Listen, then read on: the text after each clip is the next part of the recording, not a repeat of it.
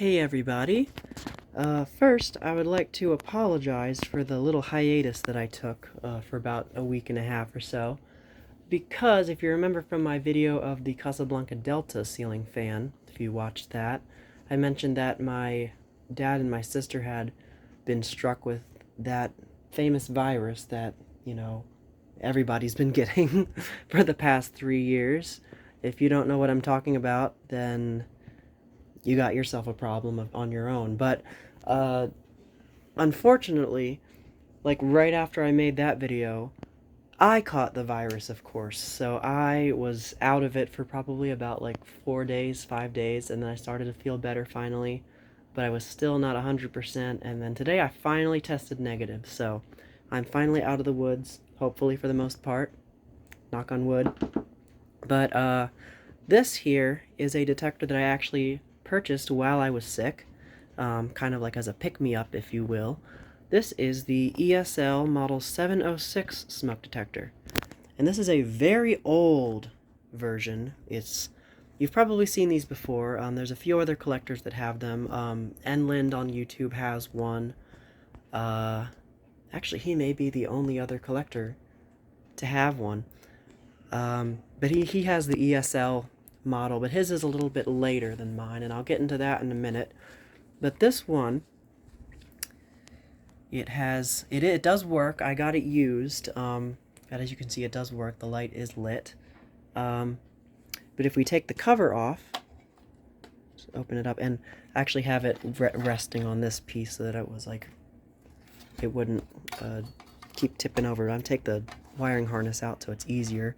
If I take the cover off, which you saw when I removed the cover, the light went out because there is a cover interlock switch. When you take the cover off, this little metal piece on the cover here would ideally fit between those two little tabs there, those two little spikes, and that it touches those and shorts them and turns the detector on, makes the detector active. So that does function as the cover interlock switch. And then this outer ring here also twists off. So this is basically like the main cover. And then the outer ring, turn to remove. I just got this off. It's hard to do with one hand. Oh, there we go. Okay, the ring comes off. And so here's the inside. And you may be wondering, oh, that looks a little familiar. If you remember, I did make a video of this unit last year, the Newtone S180L. If I take the cover off of this one, you can see they look very similar. However, there's a pretty big difference you can see, other than the horns being different, is that this one has a transformer on board right here. This one doesn't have a transformer at all, anywhere. You also probably noticed right here there's a little lamp stuck onto the base there. That is actually not the lamp that it uses. This is the spare lamp, but this model is old enough that it does use an incandescent lamp as the photoelectric beam. So the lamp is actually right here. It's in this little socket that fits into the sensor. If I take it out, there it is right there. And it fits right in there. There's a little lens, and then there's also you can see the top or the bottom portion of the light lens, the light pipe there for the indicator. And the indicator itself, the little lens there, is like tinted a very light green. It's a very light, like an emerald green. It's very pretty actually when it's lit. I can get this in with one hand. Alright, there, I got it in with one hand. Or, I had to put the camera down. I got it in with two hands. So yeah, there's the cover interlock tabs again, as I was talking about. And this one has an Edwards horn, which is something that we noticed that these earlier ESL 706s have. The ones that are a little bit later have delta alarms normally. Enland on YouTube has one that came out of his aunt's house that I mentioned, and his has a delta alarm horn. His is a little bit later. Now the other main difference between this one, which actually is a rebrand, this is the Newtone model, but it's a rebranded ESL model 709. This is the predecessor, or the successor to the 706. But the other difference you may notice is there's no light bulb socket right there for a light bulb to fit in. That's because this one actually uses an LED instead of the old-fashioned incandescent bulb as the photo beam. But other than that, the sensor is basically the exact same. It's the same chamber type sensor. Now, there are a few characteristics between this earlier version and the later versions of the 709 that make this one a little bit more rare. You may notice that, well, first of all, I did mention this one has the Edwards horn, where most of them have the, what's it called? The delta alarm horn. This one actually has a Douglas Randall horn, and most of these most of the 709s we've seen actually do have Douglas Randalls. There it is. But you'll notice right here on top of the sensor, there's this provision here for a heat sensor, for a model that has a heat sensor, which I think was the S180H, S180LH, yes, the Newtone model number. I don't know the ESL model number, but this one lacks such a provision for heat sensor.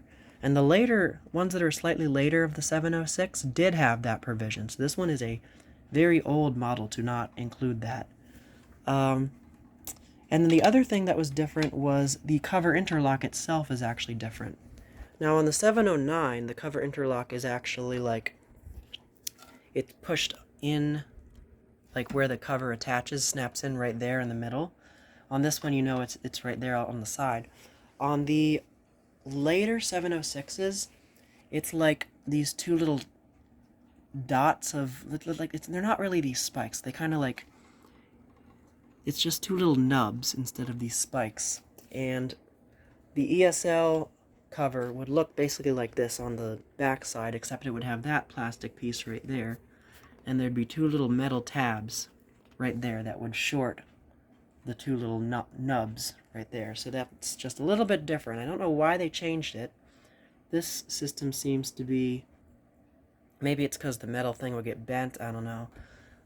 But yeah, then they, for this one, they just reused the cover for the old ones and just didn't use that piece of plastic at all, because that thing is what's doing the pushing of the cover interlock instead.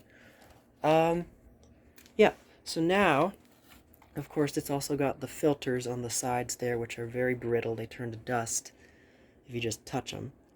And if I take the top portion here of the sensor off, this actually comes off for cleaning.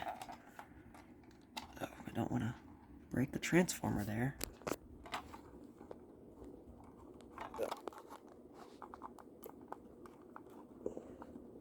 Come on, 1 second. Alright, there we go. So I got this top portion off, and this is the sort of where the smoke is supposed to go in. They call this the swirl vanes. And then there's the top, and there's that filter, which I'm not going to go anywhere near, because you touch one touch, it turns to dust. And then there's that light pipe that I was talking about. You can see it's sort of like a green tint. There you go. It's kind of dim, but it's very cool. And then you can actually take this top portion off by removing that screw and clean it even further. So I'm going to put this back on very carefully. So yeah, and then of course there's the UL sticker on the side there. This one is issue number 335, which is a fair bit older than that one, which is 1944. And then I did test as well the cover for the cover for the S180L here. It does not fit because of that extra plastic piece there. However, the cover for the 706 does fit on the 709, or the Newtone base. I don't know if it pushes the cover interlock in there down, though. Yeah, and then here's the back of it, of course. There's no labels or anything on the back, even though the later ones typically did have a date code on the back. I don't know why this one doesn't. And the mounting bracket, of course, comes off if you push these tabs in and slide it out. Mounting bracket will come off. Yep. There it is. There's the mounting bracket. I'm going to put it back on. There. It's easy to get off and get back on, thankfully. So now I'm going to show you the cover. Now there's another difference on the cover here that actually lets us know that this one is slightly older, and that's on the front here. Notice that logo. That logo is very different from the one they usually use, which is like the It has a bunch of lines made up into the letters. It's the logo I'll probably use on the thumbnail of this video, actually, so you can see that for a reference. But this one was the logo that they used on their old system detectors, which actually preceded this model. I think they were the model 106 or something like that. But they were like all metal. They looked very similar to those old pyrotector units with like the mesh cover that looked like a bell. Very cool. So this logo is very, very old. To silence, pull this cover, of course, and then the center is textured to look like popcorn ceiling. Looks like somebody tried to test it with a real flame at one point, and so the bottom is a little messed up. But then on the back here you got your label, which talks about the warranty, maintenance, and then the different models. This one lists model 706-2, which is for with interconnect, or as they call it, tandem. And then the model 706-1 is a line cord model. I'd like to find one of those, actually. And then at the bottom here we have our manufacturer's date. This one was made in March of '74, so it's a very old unit. Smoke detector, and it is just model 706, not 706-1 or -2. So put that to the side. And there's more labeling on the ring here. Test procedure, it kind of got folded over there from the factory. And there is a test lever on this one. I did not know that these had test levers, but this one, that's another difference I completely forgot about. The test lever on this one, it's a little metal wire, as you can see, that you're supposed to like pivot upward. But on the later ones, it was like a thicker red plastic flag that it would go into like a little slot, and you have to turn it up just like this one. So this one uses like a little metal wire, just like on the new tones. Oh, and actually that's what it looked like, yeah, on the later ones. It had like this slot thing here, but the flag was, or the test lever was a plastic red piece. So there's that, and then here's the removal of the detector. Now one funny thing here I noticed doesn't say anything about turning and removing the outer ring, which is interesting. And then trouble checklist. There it says to reinstall the outer ring. And then information about the lamp. So then another thing I noticed about the lamp, that one is the spare lamp right there. So the one that's installed in there is got to be the original one. So this one, the original lamp, is still working, which is pretty cool. So now I'm going to power the detector back up, put the cover back on, and we're going to give it a test now. Alright, I've got the front cover back on, not the outer ring, because the way these are designed is kind of stupid, the way the test lever works, because you have to remove the outer ring in order to access the test lever. Unlike the new tones, which they bent outward, so you don't have to do that. But nonetheless, let's go ahead and give it a test here.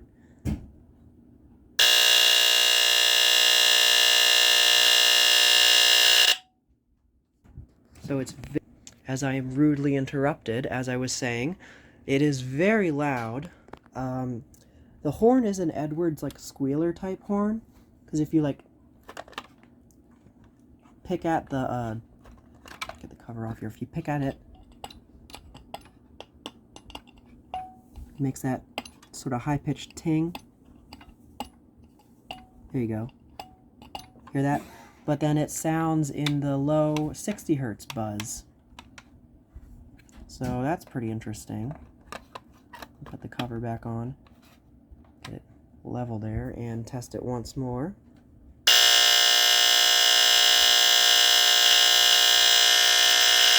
So yeah, it's being run off of AC. Also, I noticed when it was sounding, the lights dimmed in my room, so this horn draws a lot of current. Yeah, so it does work still, which is really cool. I definitely expected it to work. There's that lens. You can kind of see it's a green color. And if you stare into the middle of it, it's got this cool sort of like design with all these concentric circles. There you go, you can see it there. It's actually pretty cool. It's pretty mesmerizing to look at. Oh yeah, that's a good view. It's really cool. Yeah, so that is the test of the unit. It's very loud, as expected with these old ESLs. So I'm gonna put the cover back, or the ring back on it. Alright, I got the ring back on, and I'm going to do something I don't normally do with smoke detectors that have test levers or test buttons. I'm going to do a smoke test with this one, actually, with my can smoke, so you can see it sounding with the ring on. So here we go. Maybe.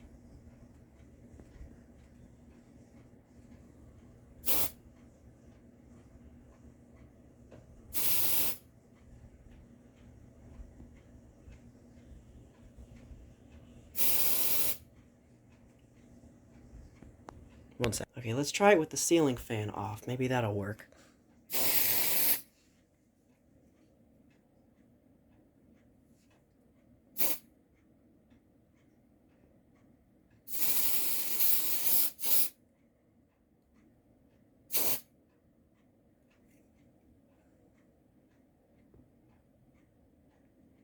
I don't want to waste all my can smoke on it.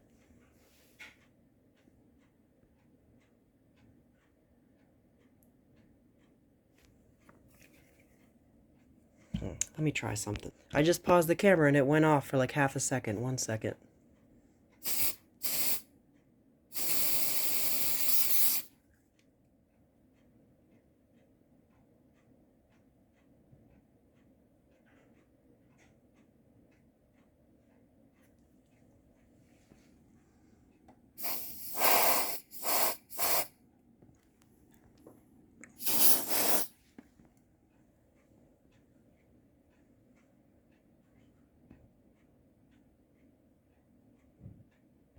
There we go.